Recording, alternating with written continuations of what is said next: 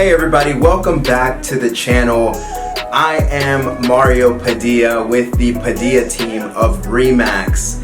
We are a full-service real estate brokerage located right outside of DC in Montgomery County, Maryland.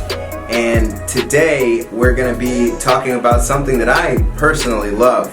It's near and dear to my heart, and that is buying your first home. Before we begin, if you haven't already, please, I would encourage you to hit the subscribe button. If you find value in this video, please leave us a comment down below and be sure to share it with your friends so that we can spread the knowledge that we have and help folks get into home ownership. Now that you've subscribed, let's jump into today's video. Buying your first home is a scary thought. I know that it was for me. Obviously, growing up as a first-generation immigrant, when my parents purchased their first home, I was very uneducated in the process. I was very young, had no idea what was going on. So when it came time for me to do it, man, I was scared. Luckily, my team and I have now gotten to the point where we've helped hundreds of families accomplish this goal. And our mission in this video is to put together a little bit of a roadmap for you to be able to do it without having all the fear and without having all the questions of where to get started. Now, quick disclaimer as we jump into this video, like I always like to tell you guys, for the sticklers in the comments, I know that there's many ways to go about buying a home. Once again, this is a roadmap for those folks that are starting out at zero, that don't know which way to go. I'm not saying that this has to be the absolute way to do it, but do know that if you're at step zero and you don't know which way to go, this here is going to be a great guide for you to be able to start at. So step one, determine your budget. Now, this may seem like a no-brainer to you, but here's the deal. Most people do not live on a budget. And by determine your budget, I don't necessarily mean what the bank is going to loan you as far as your ability to buy a home. What I mean by determine your budget is really to break down how much money you have coming in on a monthly basis and what your expenses are on a monthly basis. What we're really trying to figure out is what's going to be your net take-home pay at the end of the month. Some of the deductions that you may get taken out of your monthly paycheck or your bi-weekly paycheck are going to obviously be federal and state taxes. You're going to be looking at things like Social Security and Medicare, 401k, health insurance, and a couple of other deductions that you may have from your employer that you want to be conscious of when you're going to be buying a home. So, for example, if you make $72,000 a year and you divide that by 12 months, well, that's going to give you $6,000 a month. Of this amount, how much do you take home after all of your deductions? Once you've figured this number out, you can now calculate your day-to-day expenses, such as things like car insurance, your food, groceries for the month, your cable and internet, your cell phone bill, and some of the other expenses that you really can't live without, like some of your monthly subscriptions to Amazon or Netflix and things like that you just can't be without. You'll also want to take a look at how much cash you have on hand. There are costs associated with buying a home that are pretty significant, and you want to make sure that you're comfortable with those costs before you jump into the home buying process. But more on that later. So once you've calculated your monthly income versus your deductions and your monthly expenses, you're going to be left with your net take-home pay. And really, that's the amount that you're going to be looking at as far as how much money you're going to be comfortable investing into a mortgage on a monthly basis. You'll see once you write it out on a budget that money moves very fast. One of the things that's very important when you're buying a home, it's not to over leverage your monthly expenses. We call that being house poor. And believe me when I tell you, being house poor is not where you want to be. Being house poor is not fun. And obviously, once you take a look at your budget, you may notice areas where you're overspending and you may want to decrease so that you can be more comfortable in a home. Or maybe you'll consider that you need less home so that you can continue to live the lifestyle that you enjoy. Step 2, you want to assemble what I call your A-team. And what that simply means is hire me. No, but honestly, your A-team is going to be that team of professionals that gets you from where you currently are to where you want to be. And the reality of it is that it starts with a good agent. Myself, I've been in the industry for a very long time. As I mentioned, we've helped hundreds of people, and you really want to focus on hiring the best agent that's going to fit your personality type and is really going to be able to listen to what you're looking for and also guide you in the direction that you want to be in. One of the things that you're really going to be looking for in the professionals that you hire to help you with the home buying process is to make sure that they're there to educate you. Because they really shouldn't be making decisions for you or telling you what direction you should be going in. You should really be working with them side by side to help educate you and help you understand the decisions that you're looking to make the decision that's best for you today and also in the future. A good professional is going to help you not just find the right home, but is also going to be looking out for your best interests and helping you get fair prices on the items that you're going to be shopping for. When interviewing a real estate agent, don't be afraid to ask questions. Really, you should be asking a lot of questions about their knowledge, their expertise, how long they've been in the business. When interviewing a real estate professional, some of the things that you should be asking them is, when did you sell your last home? How many houses do you sell on an annual basis? Are you familiar for the area that I will be shopping in? Talk to me about your process when it comes to working with first-time home buyers. And don't be afraid to ask for a list of recommendations or references that you can contact for clients that they've worked with in the past. A lot of the times, it's really important to get that little bit of feedback to decide if somebody's a right fit for you. And once again, I can't stress this enough. Making sure that you hire an agent who is active, has great market knowledge, and is aware of the geographic area that you're going to be shopping for a home in is very critical and will definitely make it for a much smoother process when it comes time for you to jump into buying a home. So don't be afraid to ask those questions. A great professional welcomes them, and we're prepared to answer any and all of your questions.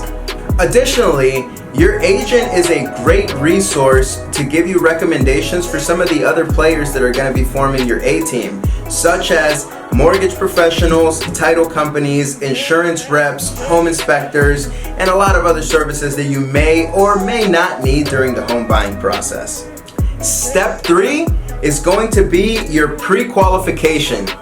Now that you have your budget and also your A-team in place, it's time to sit down with that lender, fill out a mortgage application, and get that pre-qualification.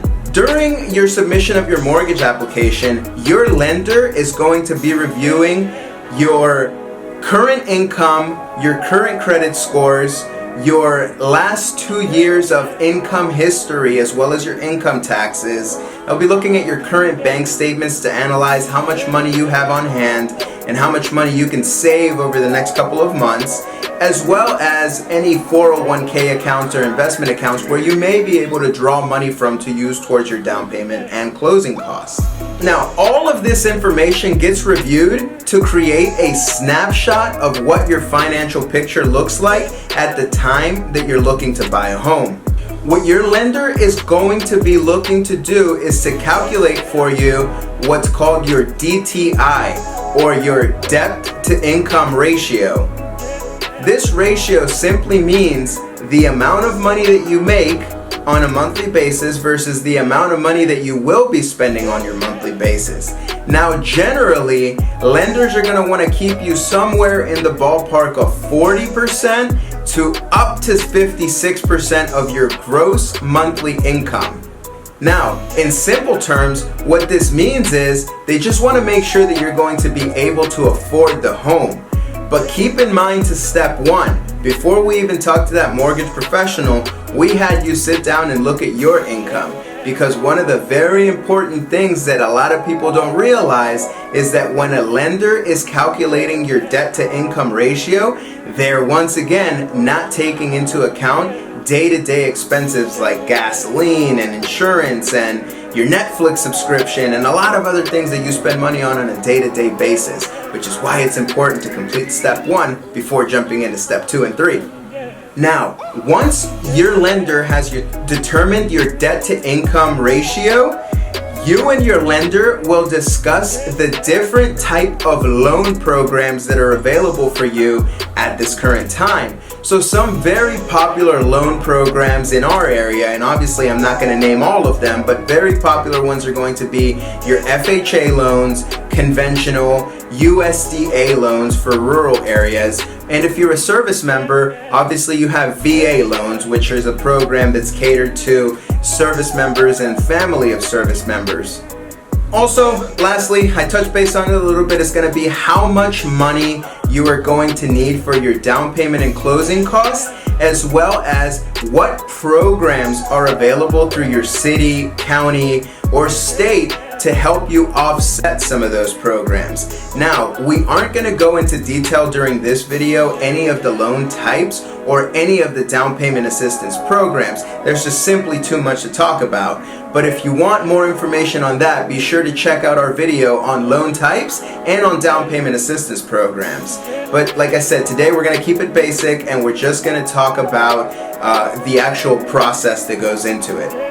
As a real estate agent, we obviously get a lot of questions from people asking us about down payment assistance programs.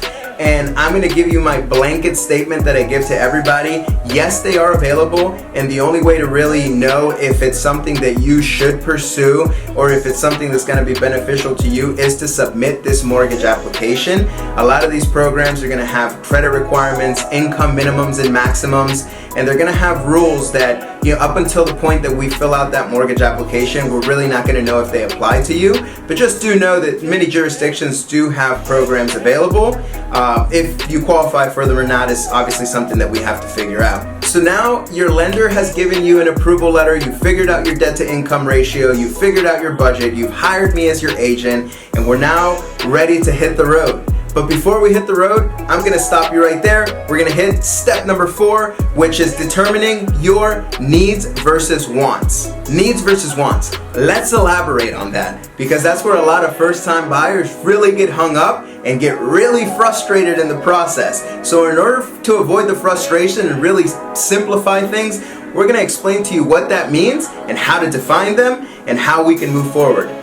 So a need, we define it as something that you absolutely must have in your home in order for you to move forward and purchase a home. A want is going to be something that you really want to have in the home, but you know what, if you can't have it, it's not a deal breaker, but it's something that would be really nice to have.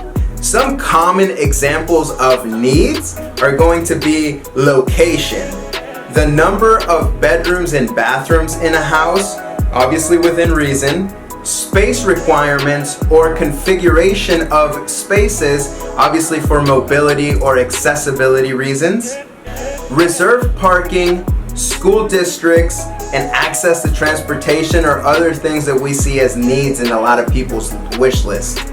And some common examples of things that are wants for first-time buyers are going to be things like amenities, right? Being very close to shopping and dining is something that a lot of folks want. We see pools, attached garages, 2-3 car garages for the hobbies. And obviously the one that we hear all the time is an open concept floor plan.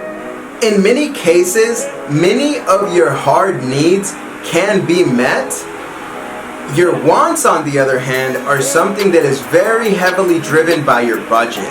Therefore, it is very important that you and I get on the same page as far as your needs and your wants, so that you avoid becoming frustrated with me because either A, you feel that I'm not listening to what it is that you're looking for, or B, we're looking for something that just simply does not exist within your price point. Another note that I will add as a first-time home buyer is that a lot of times our clients become fixated on wanting to have absolutely everything in their first home.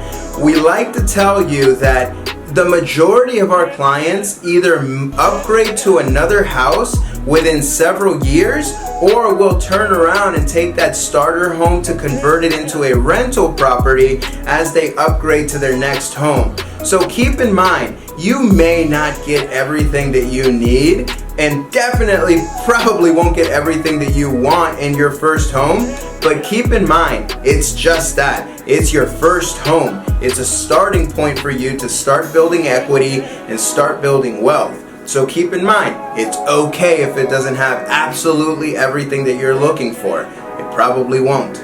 So now that we've gotten those things out of the way, we can move on to step 5, the home search. So taking care of the first 4 steps, you can consider that doing the heavy lifting to setting you up for a smooth process to find a home. In many areas, such as the DC metro area, location drives price, and price per square foot is going to be a lot more expensive the closer you are to the city or the closer you are to amenities such as public transportation or a lot of the major areas that we have here such as military bases or government facilities. So as you can see, there's a method to the madness as far as how we move forward with searching for a home once we've defined that criteria. Now, our market's a very fast-paced one. On average, homes in our market are selling between 7 to 10 days. And it's not uncommon for the really, really good homes that are priced right to sell within the first day. Therefore, the more specific you can be in your criteria and the more in tune we are to where you stand in the market, the easier it can be for you to get that ideal home for you, knowing that things move very fast and many times sell for more than what they were listed for. So there you have it, guys. 5 steps to take if you are looking to buy a home. I hope that you found value in this video and that it gave you a good foundation as you begin your home buying process. I know that this is a lot of information to take in at once and it can really be overwhelming, but don't be overwhelmed. Keep in mind that working with a professional, we're going to make the process go really simple. We're going to already have everything outlined and detailed, and you're really going to be in a position where you're going to look forward to beginning the process rather than feeling overwhelmed by it. My team and I are licensed in Maryland, Virginia, and the District of Columbia, and if you're considering buying a home in the near future, we'd love to have a discussion with you. Like I mentioned before, we have a great professional network that we can count on. So if you're in the DC metro area or anywhere in the US, feel free to reach out to us and use us as a resource. We can help connect you with a great agent or a great lender in your market that's going to be able to take great care of you. Thank you again for watching today's video. If you found value in this video, please smash the like button, subscribe to our channel, leave us a little comment, share it with your friends who you think may find more value in this. We'd love for you to help us get in front of more beautiful people like yourself. So with that being said, take care everybody. Talk to you soon.